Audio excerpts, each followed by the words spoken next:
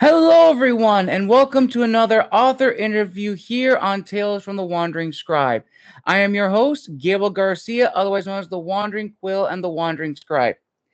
Now, my next guest today is a first timer here on the channel with an insatiable curiosity for exploring the delicate balance between good and evil.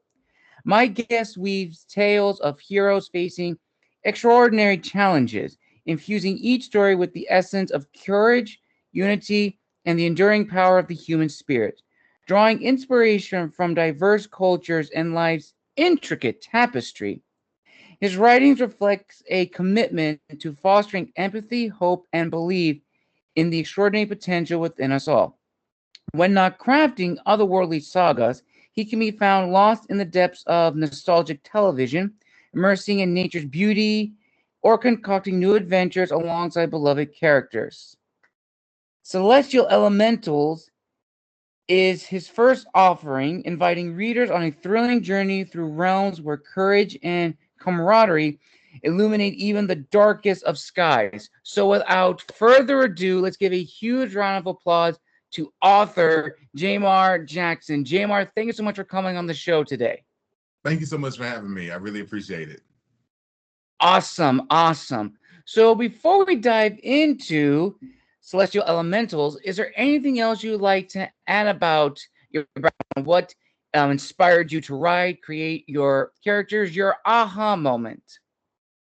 So just for me, my inspiration just comes from a lot of wanting to escape. I think these last few years, between the political climate, between the pandemic, between just so much going on, I wanted an escape, and so that's why I started writing. And it all started with this idea of this black boy who was fighting a demon and wanted to overcome his own demons while doing that. So that basically was my aha moment, to so to speak. So yeah. Nice. And then when crafting Celestial Elementals, walk us through the process. So, how did that story come about with the characters, the world building, and ultimately, what is in essence your promise to your future readers who pick up Celestial Elementals? So everything started with one character, and that's the main character of the book, who is Ray. He is a young adult that works in tech, who has always wanted to be a superhero, and basically ends up getting his wish. He's just someone who's just tries to be very good each day, tries to do the right thing, even with everything surrounding him. And so I built him from there, and I also gave him some friends. There's Dontrell, and Kalia and Vieira and Vincent and Ezekiel. They all make up this six hero team, and each of them, control the elements. Really just wanted to give each character their own personality that someone can relate to. Vieira is kind of the mother of the team. Kalia is the smart one. Dontrell is like the stoic, strong one. He just, he's like second in command of the team. Ezekiel and Vincent are brothers. They have sort of a strained history. People will read that as they find out as they read the book. So yeah, that's genuinely where everything came from. And the background setting is in Atlanta. I'm based in Atlanta. I've been here for the past 9 years now. And I really love this city. It's a vibrant city. There's so much to do, and I really loved giving Atlanta, giving my story the backdrop of this city, because I think it's filled with a lot of culture, and I think I can't think of a city where I can't, usually all the other cities are like Los Angeles has superheroes or New York has superheroes. There are Right. these superheroes in the South. So I was like, this would be great to have some superheroes here in the South, and let them be all black. And I just want to note that the elemental story is like it's a history based thing. Every 500 years a new team is chosen, and this is the very first all black team that's ever been chosen. So Ooh, okay. yeah. Nice. And I noticed looking on your Instagram profile, at least for the cover, each of the characters are wearing clothing with a different color. If it's red, yellow, green, Mhm. is that imperative to the story, or is that something that's usually like the same with all the teams that exist in this universe? That's like the color coding. Yeah, so basically this is the first team that decided to color code. Every team before this was just like, oh, we're just gonna put on our armor and fight. Vieira is more fashion forward. She ends up creating the designs for the suits, and so her whole thing is, well, you control fire, I'm gonna make you red. You control lightning, I'm gonna make you yellow. So it's like Ooh, okay. that's yeah, it's what it sort of corresponds to their element. So that's how it ended up coming into play. Nice. Yeah. And then when crafting the first draft and then finalizing it and then getting the cover to where it's just right, what was the initial feedback like from friends, family, beta readers, ARC readers, and so forth? So total moment of total honesty. So there was a cover before this where it featured more of like their cartoon sort of drawings, which Okay. I do love a little bit more because they feel like they have a little bit more personality. But I did get some mixed feedback on that. Hmm. The cover that it is now, I got better feedback on it, but the artist that did it, I noticed that they used a lot of AI, and I honestly didn't like that. Okay. A moment of total honesty, I don't like that, especially with the way AI is taking jobs now. Um, I'm appreciative and I like the cover how it is now, but one day I will be reaching out to another artist and I'll be getting them done, drawn by an artist, in a more realistic style. But I do like the cover as it is now because it does, it catches eyes, and that's the main thing I want, because the story inside is so much more fulfilling than the cover. But your covers are always supposed to be like, I see it, I Right. want it. Definitely. So I got that, but I definitely want another cover sometime when I release the second book, and I want to just basically give them more personality and a much cleaner look. So I like my cover, but I want more.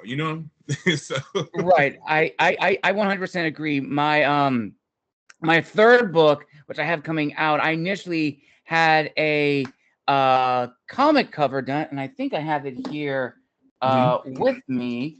So, for those who don't know, my third book, which I posted on my Instagram, Michael, this was the original cover, Michael, the Last Angel of Earth. And while I love the cover, it is very much comic book like, and I decided to keep this and use it for something different, which then, of course, led to the official cover, So that's Michael, the Last yeah. Angel of Earth, which more aligns with what I'm looking at. But I still love the original one. I'm going to be using that for something else, but it's really, really cool. And I must say, Jaymar, like your cover is so enticing. Like it really draws the eye. And just like from what you told me, it actually also, total honesty, it reminded me of a story that I also wrote back in middle school about the Seven Champions, where about a group of kids who had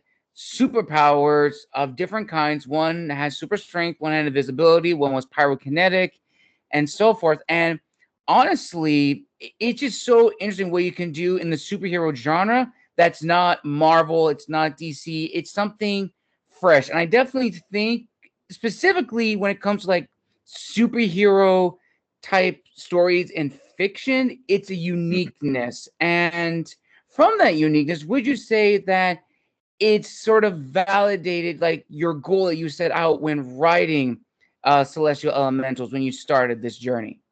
Yeah. So I will say this: in the black community is very heavily influenced by Christianity, and sometimes the narratives in Christianity tend to draw people apart, especially for reasons where someone isn't being affected physically or emotionally or spiritually. You know what I mean? So I wanted to tell a story with a sprinkle of Christianity, that it's not the center of the story, but it kind of like goes along with the plot. And once people start reading, they see what I mean. It's not heavily influenced by Christianity. There's not like a whole lot of Jesus, Jesus, Jesus. There's more, the story itself talks more about acceptance. The story itself talks more about unity, about coming together despite our odds. Just being human and going through the things that humans go through: envy, jealousy, rage, indifference, things of that nature. So just really wanting to weave and tell that story more than just like, oh, Jesus this and Jesus that. No, it's more about the people. And when we stop putting these little weird differences against each other, we are so much greater and much more powerful than we are deemed to be or seen to be. So right. And honestly, Jaymar, that reminds me a lot of a guest I had not too long ago on the show who co-wrote a comic book called Street Fury, which for those who remember that episode, Mr. Ralph of New Creations Comics, which is a Christian-based comic company, and Street Fury is probably their most famous lineup, and it's a team up of superheroes in which the Christian faith is intertwined into their being. So you have one or two sets of characters which almost represent a duality. You have the guardian angel, who represents, the mercy of the faith, and then you have, I forgot his official name, but I like to call him, he's a mix of Batman and the Punisher. He's known as the Avenger, and he represents retribution, righteousness, vengeful fury, and it's how they interpret faith and religion into them. And from what you've told me, I get the same feeling. And honestly, I find those stories very refreshing and very unique, because to use a word best I can, it's a palate cleanser, because we have been given the same things over and over again. And while those are good, it's a nice change of pace, which then leads into the next question, Jaymar. So, as I'm sure you know just as I do, writing a book, especially one that you're passionate about, it's an endeavor. It takes a lot out of you, hours and hours of writing, revisioning, finding a cover artist, finding an editor, and then when you put it out on the digital stage, there's that voice in the back of your head that's always telling you, this is not going to work. No one's going to enjoy this. You're doing something wrong. So have you ever had those moments of imposter syndrome? And if not, what has continued to discipline you to write this story, because you know that this story is important and it should be shared with everybody? Right. I'm having those moments now, writing the second book. It's a never-ending battle. Those battles that you have with yourself, I feel like it's also a part of your healing journey. I think a lot of times, you're told, oh, you shouldn't do that, or you can't do that, or what is the point of you doing that? Nobody's going to read that. But my thing is like, you never know who you're going to be touching once your art is out there, once your story is out there, once your creativity is out there. Someone could read your story and it could change their entire trajectory of their life. You never know. So my goal is just to get it in front of people who need to think differently, who want to learn something differently, who also want to be entertained, and say, have you ever thought of this differently? Have you ever thought that, things could work this way instead of the way you've always been taught? And have you ever given yourself, more permission to be free? And so that's overall, like, it's all that voice is always going to be there. It's about fighting against it and knowing that what you're putting out there, it might change someone else's life, so that's the most important thing. Yeah, it reminds me very much of what I like to call the 3 E's: educate, entertain, and enlighten. And I've been following that more, now more than ever, because originally I used to believe, well, I still believe a little bit, but not as much, which was writers are liars, cheaters, and thieves. And in some way, we kind of are. We make stuff up, we cheat people out of time, and we steal from each other because the same story has been told over and over again. But the 3 E's, I feel, are just as imperative, if not more, because there's so much in storytelling that you can do. You can educate people about thinking differently, or looking Okay. at things in a different way. You can enlighten people to really make them reflect on who they are as individuals. And at the end of the day, you want to entertain your readers. You want them to enjoy your stories and take them on a journey, because that in of itself is the prime role of storytelling, is to take Right. people out of reality and then into a new world, even if it's just for 30 minutes, an Yeah. hour, if not most. So I always like to discuss that, which then leads into what I now like to call the business side of being an author. So for you, Jaymar, when you set out on this journey to tell this story, did you want to go the self-publishing route, or did you want to try your hand at the traditional route? So I tried traditional. I tried two agents. They basically told me this story needs to be longer. It's basically a sci-fi. A lot of people expect sci-fis to be like 60 to 70,000 words or more. So the first book is at 37,000 words. It's a quick telling. We run through it, and I did it that way because nowadays attention spans are kind of waning. Right. And also, I felt like I told enough of this story I needed to within this first go around. It's a series, and how I also plan it is that for new readers or someone getting into reading, the series gets larger as you go on. So right now, Okay. 37,000, and the next one I'm planning to be around 50, 60,000. Then the next book is going to be 80 to 90,000, and the last one is going to be a whopper of like Right. 100,000 words. So it gets larger as it goes on. So that was my whole plan and my whole goal initially. But yeah, a lot of agents now, if you're writing sci-fi, you need a big word count. So that's what they're looking for, because they want to. It's all about I know captivating a lot of readers, especially readers who will read through that. There are some people who will read through 70,000 words in 2 days. So Yes. yeah. And it's honestly true, readers. When I started writing, even in fantasy, I had to do market research and see, okay, what's the average length fantasy novel, and it's Mhm. around 80,000 to 90,000 words. And the problem is, I think a lot of new authors face, is that when they tell their story, they realize, what can I add in here? Because then you run into a problem. It's like you're just adding stuff just to fill in, and you don't Exactly. know if it's going to derail your own story. And that I always feel is kind of like a big issue that I don't think a lot of people talk about. Yeah. And ultimately, another thing is too, for new authors getting into the business, is what are your long-term goals with this story and with this path of being an author? Do you want to be an author and tell stories, or do you want Mhm. to be known as an author and gain notoriety? Because those Mhm. are two very different goals Yeah. with two very different paths, which we'll touch on later. But now, going away from that, I also think it's important to discuss the audience. Now, a lot of authors who I've had on this show say they write their stories for themselves because these are the stories that they wish they had growing up.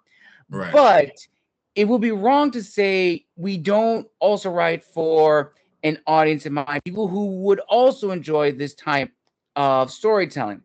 So for you, Jamar, when you started Celestial Elementals and really fine tuning and really doing the market research, how did you really understand, your audience? And in your opinion, how important is it for any new author to really understand their audience and who they're writing for?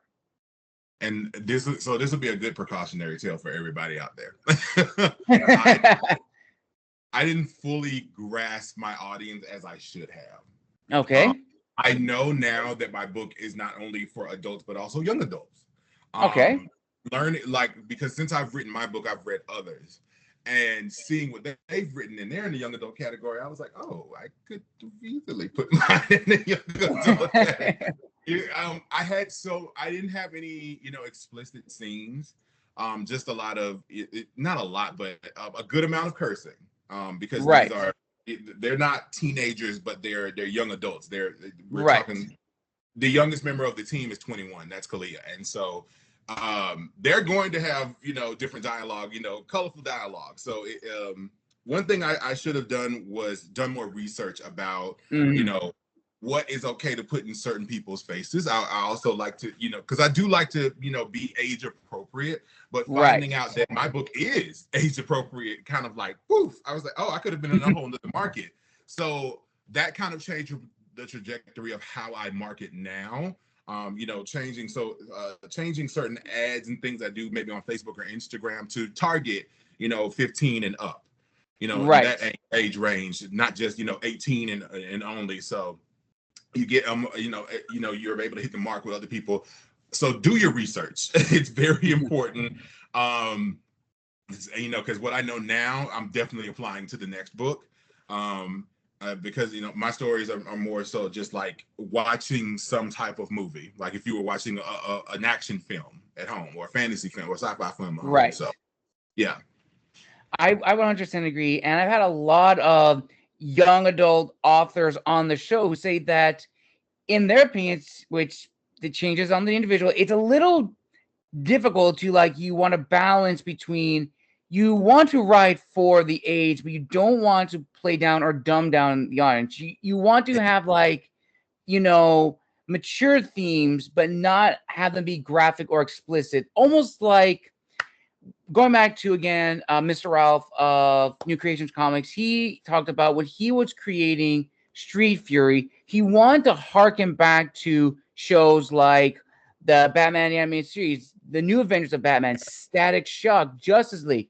For those of us who grew up watching those shows, there were some heavy grown-up themes in those shows, but they handled it in a way where they're not dumbing down to their audience. They're acknowledging the maturity of their audience, and they're presenting it in a way where the parents can understand it as well as the kids can understand it. And almost, I would say, when it comes also down to movies too, in a similar way. And I bring this up because you have movies that are geared towards families, and you have movies that are geared towards the parents. Even if it's very colorful, very vibrant for the kids, the humor is probably going to be picked up more than the parents. It's very different from a family-friendly movie where the humor and the dialogue is meant to be geared towards everyone. So I definitely feel in the young adult world, it's kind of like that fine balance. You want to really not make it too adult, but not make it too kid. And that also definitely comes from research and understanding your audience.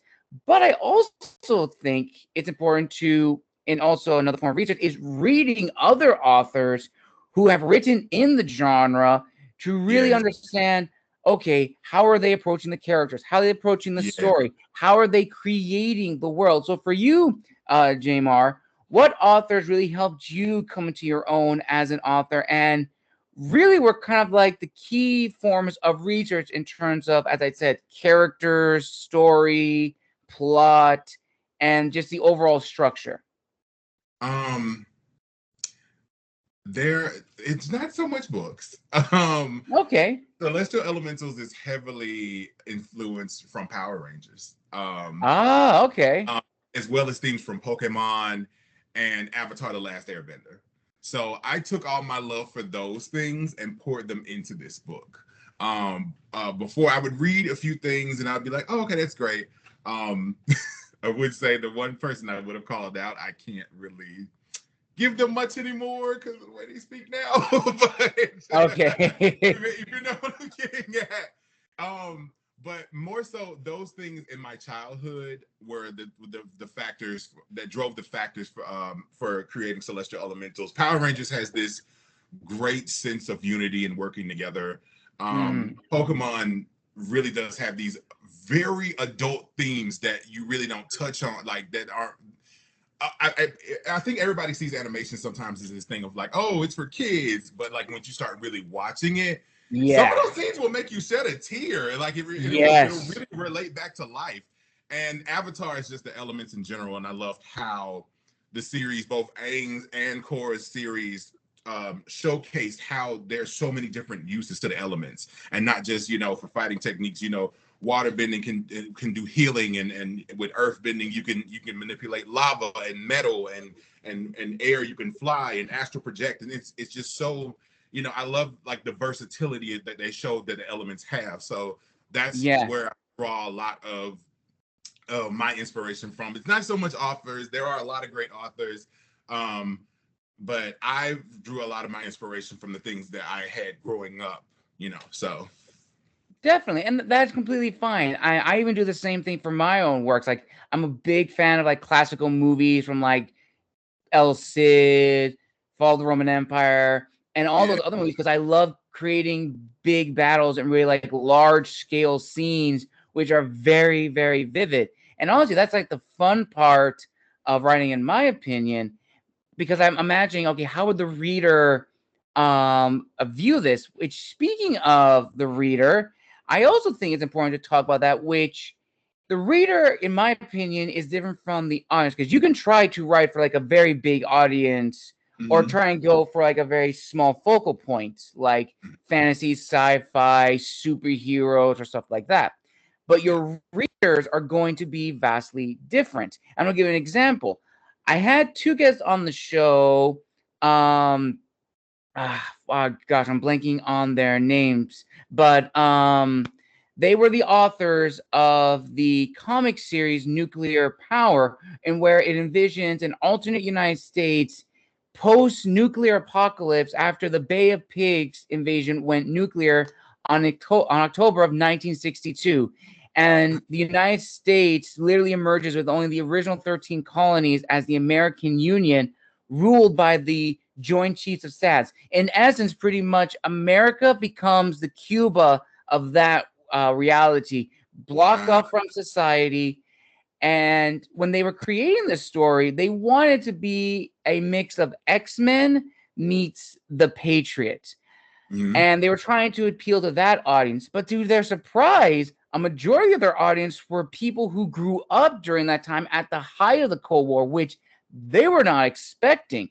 But they found that to be really, really insightful because they realized, oh, shoot, these people grew up during this time and they agreed that this is what the United States policy would have become had it went like this. So for you, Jaymar, has your readership changed over time from what you initially envisioned? um I wouldn't say it's changed. I think I got lucky, because most of the people I see are my fellow nerds. Most of the because I see other people who would end up going to cons and stuff and other things like that for me. So I think that's my core group. But I do have some adults who I thought wouldn't, be more aligned to it, say, "Oh, I've read it and it's really good. It's really good writing. I learned some things." I was like, oh, "Okay, that's great." So I think in that sense, yeah, because looking at the story is more centered for people who would be more into fantasy and sci-fi. Right. But I've seen people who are more into, just action and adventure in general come over and be like, "Oh, okay, this is something nice. This I didn't know this existed." So and they read it and they're like, "Oh, okay, this is really good. Like, when's the next one?" So that it's really refreshing to see, and I hope it does that for more people as as it continues on, as I continue to promote it, and as the series grows. So it'd be nice to see that. But yeah, for right now, I see a lot of my fellow nerds, and hi to my fellow nerds.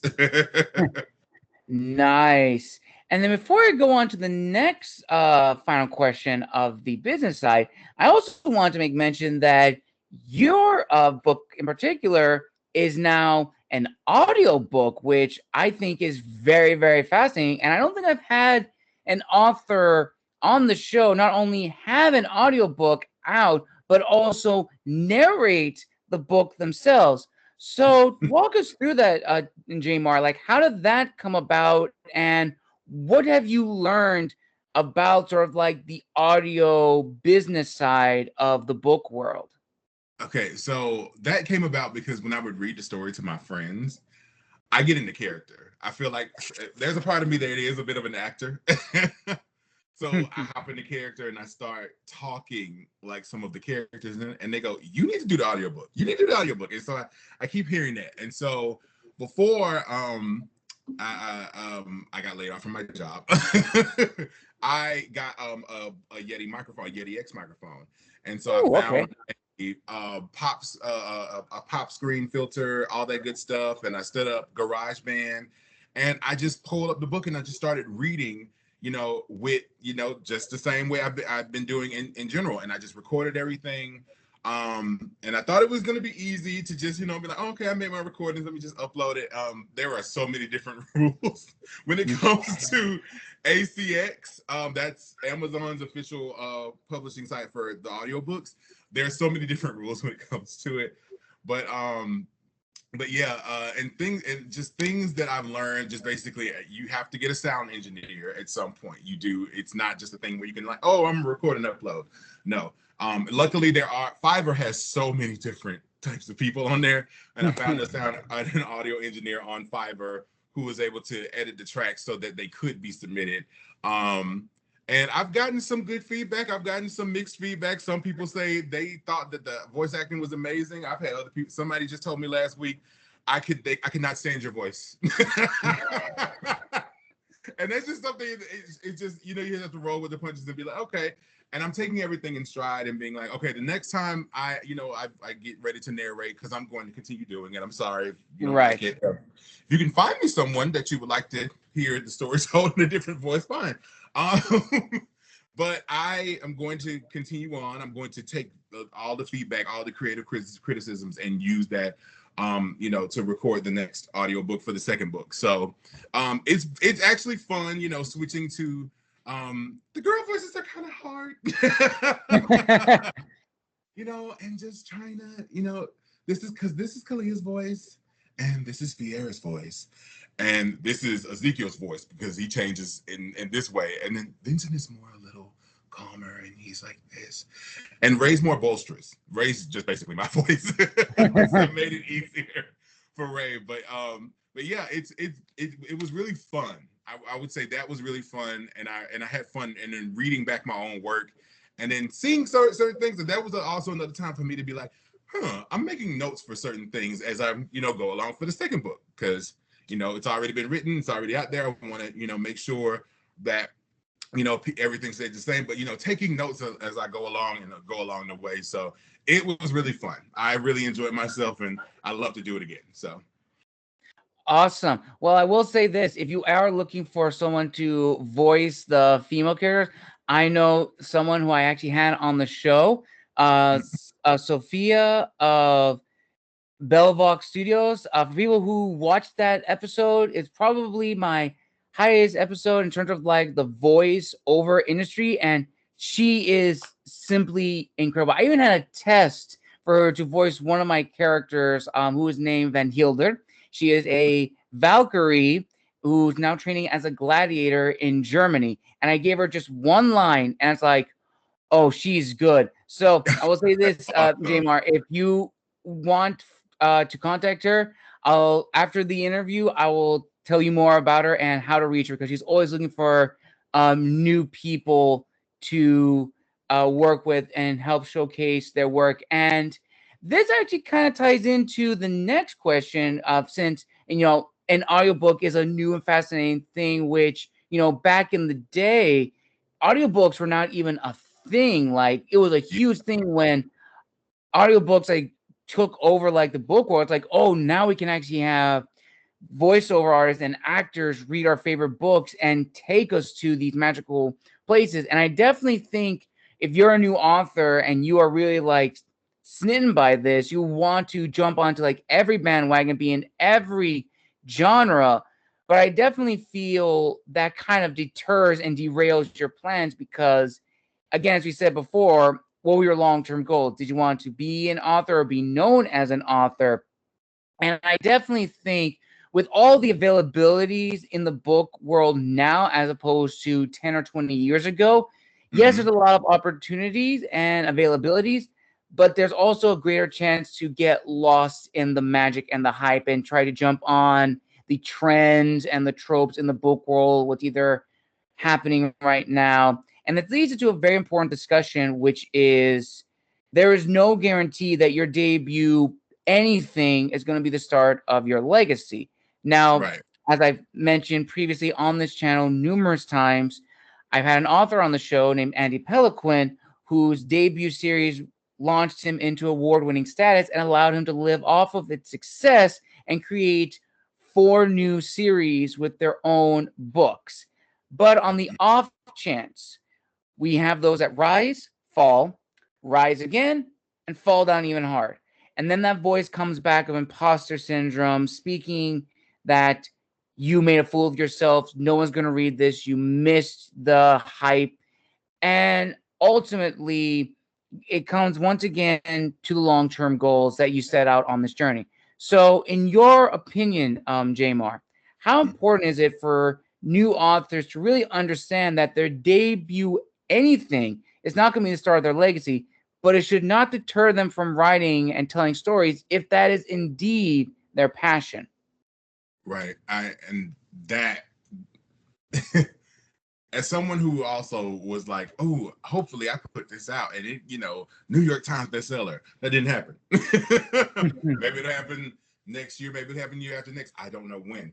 The only thing I can do as an author is continue to write, continue to inspire, and continue to get the story that's brewing in me, the story that's knocking me upside my head, the story that's giving me scenes in the middle of the night before I go to bed.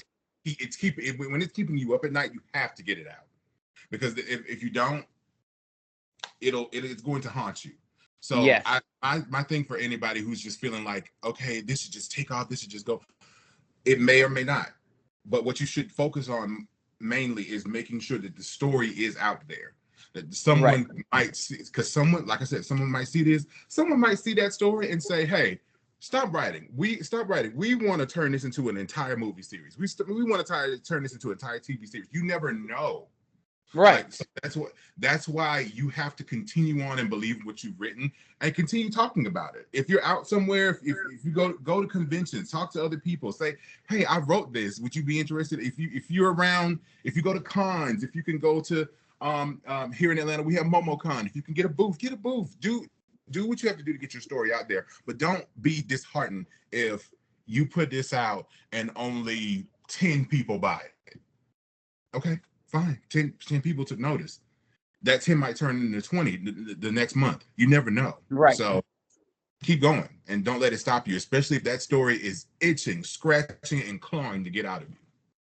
Definitely. And also to add from what another author said to me, Miss Natalie Wright of Season of the Dragon, she even said for her book, it was her 7th book, and that's the book that people most know her for.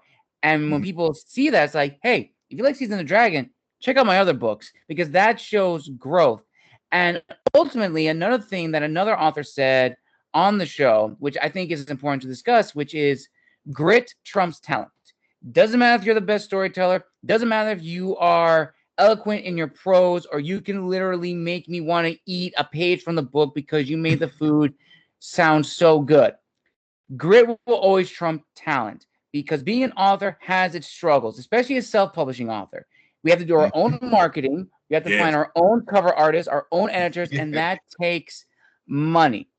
And if you want to get into that field and you acknowledge the hurdles, the fires and the flames, little Dragon Force reference for those who love the band, then you will be fine.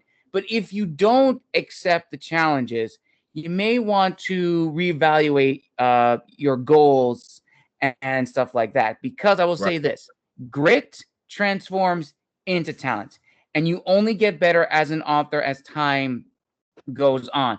Plus, it's always good to have a good group of people who are really supportive and really enjoy your storytelling, which leads into the next 2 questions. So for you, can I say something really quick? Of course. I just want everyone to know, Celestial Elementals took me actually 6 years. I want people to understand that. I started writing this book in 2016. I did not put it out until this year. And I did not finish it until last year. So, and that's only 37,000 words. I want y'all to understand that. It takes time. It does. But once I finished it, there wasn't nothing that was stopping me from getting it out there. I could find the cover artist, find the artist to draw my characters, fine, but I did not stop. And now it's out there. And that's one thing, no one can take your work away from you. Yes. You did that work. No matter how long it took you, I did my work. And nobody can take that away from me, whether you hate it or love it. So honestly, that is 100% true. Like, it doesn't matter like what happens down your roles. Like, even if, like you said before, you don't sell the amount of copies, you don't get on the bestsellers, you don't even make the New York Times or something. Start off small, put your foot in the door, go to cons, go to even conventions at your local library, because I know a lot of libraries have little cons where they bring in local artists to help promote their work. Start off there. Start off small, because it will then snowball. And then that's when you can see. And ultimately, I will definitely say this. If you want to be an author who writes professionally as a form of money, and like you want to get paid for this, I would advise, and this is my opinion, I would start off on the opposite end. Just write to write. Because if you're trying to write and trying to make money off of it early on, you're going to lose your passion. You're going to lose it. And that's for anything. If you want even to be a musician, try to just go out into the workforce, you're going to lose your passion because you don't have a lot of experience and you're pretty much nameless. Still create on the side. And then over time, gradually transform into a writer who's writing not just as a hobby, but writing as a professional. And as I said before, that also helps when you have a good group of people who really understand your work and have been your biggest hypes and cheerleaders. So for you, Jaymar, who have been your biggest supporters on this journey of yours? And have you ever gotten a sense of validation from other authors that you've met on Instagram or maybe in person who you shared your work with them who like it? Because I think it's important to know, no matter what industry you go into, you can bring all the knowledge you have and show your worth. And that's one thing. But when your peers see it, people who you respect and admire see your work and give credit where credit is due, that's another thing entirely. Now, we shouldn't create solely just for validation and praise, because that's a different mentality and not necessarily the best. But it's nice when we get that sense of validation or praise from people who've been in the industry a little bit longer than us, who have a little bit more wisdom in either science fiction, historical fiction, or whatever genre that you want to write in. Right. So far, my family and my friends have been, majority. That's been the support system, and I've had support from people who I've either met at other cons, who I've told a story about, and I've got in touch with them about, hey, it's out now, and they go either listen to the audiobook or they read the book, and they say, you did a really good job. You did a great job. So that was sort of my vindication. I do see reviews from other people who don't know me, and I really appreciate how they say, oh, that story was so good, or it made me really think. Like I've seen the Facebook page has about 800 followers now, and so I posted the other day. I was like, hey, if you read the book, tell me what you think. And I had like 3 or 4 people comment, and I was like, yes, awesome, great. So they enjoyed it. Somebody said they just started it. They were on chapter 3 and they were loving things. So I was like, okay, awesome. I really haven't had any. I haven't seen a lot of other authors. I see a few self-published authors. I can't recall their names. Some people have reached out to me on Twitter or X, whatever. Reached out to me there. I had one author I remember on Instagram to reach out to me to say, you did a really good job. I checked out their stuff, and I've had just other people who are also writers just say, you did a really good job. So that's what and I would say, I don't want to tell everybody, that's what you need to focus on. That's what you need to focus on. Or if someone gives you some good creative good criticism that can that if it tells you what's wrong, also tells you what you can do better. You know, Right. There are going to be people out there that just says, I remember somebody just said, this sucked. Someone left a review on Barnes and Nobles and said, oh, you shouldn't even been an author. And I was like, whoa, like, but nothing behind it, you know, nothing to say, this is what you could have done better, or this is what I actually like. You just said, just stop. And I'm just like, nah, okay, I appreciate you. Appreciate your feedback, but I'm going to keep going. So, yeah, but not too much from other authors, but I do have a very good support system that I'm very thankful for, that keeps me going. So awesome. That's really, really great. And now we come to the final question of this amazing interview, Jaymar. So, ready for this one. So, with everything you've learned in 6 years of crafting this story and developing the next ones in this series, with everything you've learned, what is your word of wisdom to future authors out there who really want to dip their toe, put their foot in the door, really get a head start in this industry and business of being an author? Make sure that when you're writing, two things: write an outline. Yes. I think 6 years took me so long because I started something and I was like, you know, it's just, you know, I'm just gonna go with the flow. And then I created an outline and I started going, and I was like, okay, so now what to do? The second thing is, make sure whatever you're writing, if you intend to be a writer, you intend to be a creative, make sure whatever you're trying to, you know, touch others with, make sure that it also touches you. Make sure you also believe in it. Not just to, you know, to make, oh, okay, I think this will no, make sure that it resonates with you too.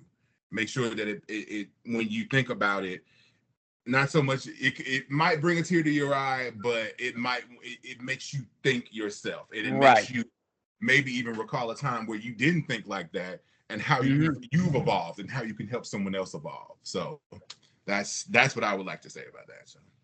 Nice. Well spoken. Well said. And we now arrive at the end of this incredible authors interview, everyone. Thank you all so much for joining us today. And a huge thank you to our guest, Mr. Jaymar Jackson, for coming on the show. Jaymar, thank you so very, very much. Where can people find and engage with you on social media? And where can they purchase a copy of Celestial Elementals to read themselves? You can find me on social media. I am _Sensei J. I think of myself like a teacher, so I started doing that. So _SENSEIJAY. It's on X or Instagram. You can find anything about the series. The series has a website. I created the website. I'm also an IT guy, so yeah. So tceseries.com is the website. You can learn more about the characters. You can also go there to find places to buy the book. It's on Amazon, Barnes and Nobles, and Apple Books, and also on a whole bunch of other platforms for audiobook. You can even find it on Spotify. So. Awesome. I will link all those down below in the description of this video. So make sure to give Jaymar a follow on all the social media platforms that he just mentioned, as well as make sure to buy a copy of Celestial Elementals, because you know me, I'm definitely going to buy a copy and I'm definitely going to review it here on the channel. So you have to wait until that episode comes out. Maybe a little bit later in the summer, but it will happen. So thank you again, viewers and listeners, for joining us today for another author interview. Again, a huge thank you to Mr. Jaymar Jackson for coming on the show. Jaymar, thank you so very, very much. You were an incredible guest and just an incredible author and human being. And I wish you the very best in your endeavors with the Celestial Elementals. And I cannot wait to see what else you have to write with this series. I really appreciate you, Gabriel. Thank you. This was really fun. I really enjoyed myself. And to everybody out there watching and listening, if you're creative, keep creative. Keep being creative. And if you're just, you know, looking for something to give you a spark, there are so many things out there. There's so many types of books and media. Go out and seek forth and find your thing that, you know, calls to you. So 100% agreed. 100%. And until next time, viewers, this has been the Wandering Scribe and the Wandering Quill, asking you to like, subscribe, and comment down below. what was your favorite part of this interview. And until next time, have a wonderful day.